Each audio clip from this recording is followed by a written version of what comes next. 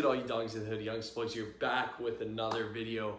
Today I'm going to be reviewing the performance of my computer, specifically in things like gaming, video editing, web browsing, whatever. That being said, more specifically, I'm going to be reviewing this guy, the graphics card, the thing that basically powers this whole computer's performance. And it's very good. I really like it. It's not the best, but it's ideal for a benchmark would be 1080p gaming at the highest settings, max settings. It has no problem with that. I love it. If you can't see, this is the Gigabyte RX Vega 56 graphics card. It is compatible with AMD builds.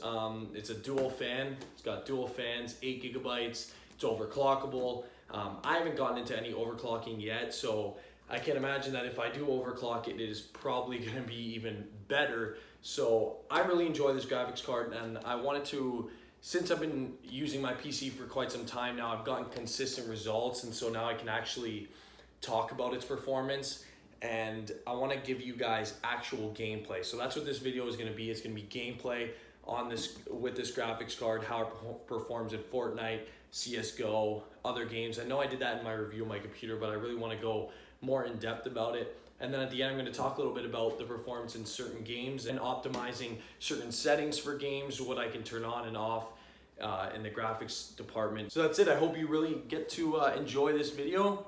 We're going to get into this beast and then see how it performs. Let's get after it. All right, so the first game that I'm going to be reviewing is Fortnite. And with this game, I'm going to be on max settings. So it's going to be played at 1080p. Totally max settings, like the ultimate. VSync is actually turned off. The monitor that I'm using is 75 hertz display, and so I turned VSync off because I just didn't think it was necessary for Fortnite. There's not a lot of screen tearing going on, and I put the max frame rate at 120 FPS. I just did it that way just because I don't want a lot of stuttering or anything like that. As you can see with this gameplay, it's around 105, 110. When I'm moving around, I think that that's about the average. And then when I'm in like a room that's lower lighting, not as bright, not as graphically intense, you're gonna shoot right up to the max of 120 FPS. So it performs really well. There's not a lot of dips. The only time I do get dips with Fortnite is when I'm jumping out of the bus, because a lot of people are jumping at once, or when I first get into the game. But other than that, it is perfect. By the way, I'm terrible in all these gameplays. This is just for seeing how it performs. The next game that I reviewed is GTA. I love this game, and it is very good. It's a graphically intense game. This is why I like to review a kind of game like this and use this as a benchmark, because it definitely has a lot of graphical features in it.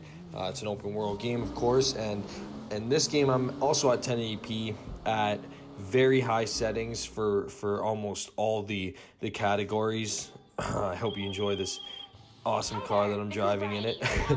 But it performs, honestly, like it performs great. As you can see at the top left corner is my FPS. It's at 75 frames. The reason why it's on 75 frames is not because that's the max that it can go, but that's just that's because VSync is turned on. I turned on VSync because in GTA, if it's not on, you get a little bit of screen tearing, and I just want it to look as smooth and as good as possible.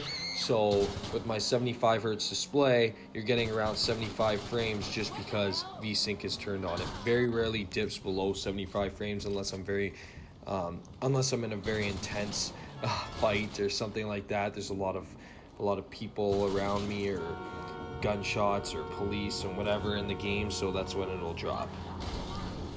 And the final game that I reviewed is CSGO, because CSGO is the lower end graphically intense game, and people always wonder, like, what do they need? Well, this specific build is actually excessive for CSGO, but it is awesome. I mean, it plays, honestly, like it's at the max settings that you can get it. It's in 1080p again, like I said, and it's playing at about 140, 150 frames per second. It does really, really well.